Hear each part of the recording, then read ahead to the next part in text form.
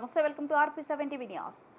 గొడవలకు వెళ్లకుండా ఇరు వర్గాల వారు శాంతియుతంగా వెలగాలని డీసీపీ శ్రీనివాసరావు సూచించారు. పోలింగ్ రోజున శివాపురంలో వైకాపా కార్యకర్తలు తెదేపా సర్పంచ్ లక్ష్మణరావు ఇంటిపై పలువురు తెదేపా కార్యకర్తలపై దాడులకు దిగిన విషయం తెలిసిందే. ఈ క్రమంలో ఆ రోజు నుంచి గ్రామంలో పోలీసు పికెట్ ఏర్పాటు చేశారు. డీసీపీ శ్రీనివాస్ ఆధ్వర్యంలో Nandigama ACP Ravikiran, CI Janakiram, SI Rambabu ప్రత్యేక పోలీసు దళాలతో కవాతు నిర్వహించారు. అనంతరం గ్రామానికి చెందిన ఇరు పార్టీల పెద్దలతో స్థానిక పోలీస్ స్టేషన్లో చర్చించారు. మరోమారు గొడవలకు దిగితే కఠినంగా వ్యవహరిస్తామని హెచ్చరించారు.